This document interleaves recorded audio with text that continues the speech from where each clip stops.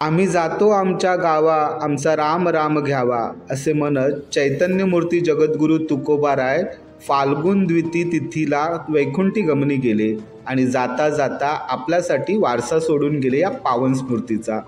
हाच आहे तो नांदुरकीचा वृक्ष आणि हीच आहे ती जागा जेथे तुकोबारायांचे वैकुंठ गमन झाले। आणि आज तुकाराम महाराज बीज, त्यानिमित्ताने तुकोबारायांना कोटी कोटी वंदन।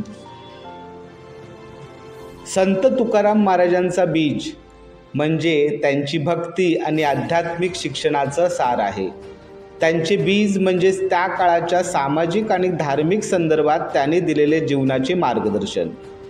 तुकाराम महाराजांचे बीज त्यांच्या अभंगामध्ये, पदांमध्ये आणि उपदेशांमध्ये प्रकटले आहेत। यामध्ये मुख्यतः भक्तिरस, नामस्मरण, तत्वज्ञान आणि साध्यतेचा विचार केला जातो।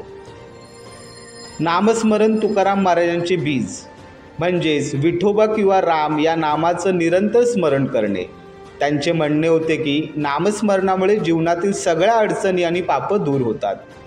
रामकृष्ण हरी या 3 शब्दात साधी आणि शुद्ध भक्ती व्यक्त केली आहे। तुकाराम महाराजांचे बीज म्हणजे आत्मज्ञान आणि आत्मसाक्षात्कार। त्यांच्या अभंगामध्ये त्यांनी शिकवले की परमात्म्याची अनुभूती मिळवण्यासाठी व्यक्तीला त्याच्या अंतरंगात जाऊन चित्त शांत करणे आणि ईश्वराशी एकरूप होणे आवश्यक आहे। साधे जीवन तुकाराम महाराजांचं तत्वज्ञान होतं।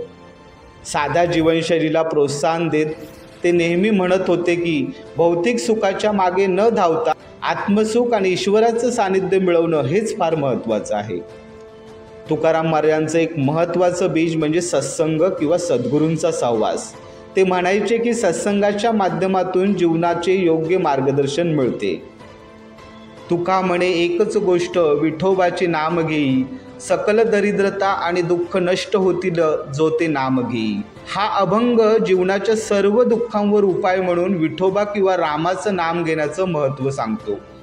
तुकाराम महाराजांचे बीज म्हणजे त्यांचे जीवन तत्वज्ञान, जे भक्ती आणि साधनेच्या मार्गावर चालणाऱ्या प्रत्येक व्यक्तीस मार्गदर्शन करतं।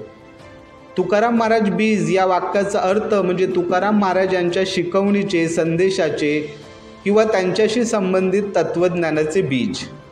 याचा वापर विविध संदर्भात केला जाऊ शकतो। विशेषतः तुकाराम महाराज यांच्या अभंग आणि जीवनशैलीचे विचार जे आत्मसाक्षात्कार आणि भक्तीच्या मार्गदर्शनासंबंधी असतात। बीज हा शब्द इथे प्रतिकात्मक वापरला जातो, जो विचार, संदेश किंवा तत्वज्ञानाचे कण दाखवतो। हे साधारणतः तुकाराम महाराजांच्या उपदेशांचा आणि त्यांच्या शिकवणीचा नवा प्रारंभ किंवा पाया असू शकतो। रामकृष्ण हरी।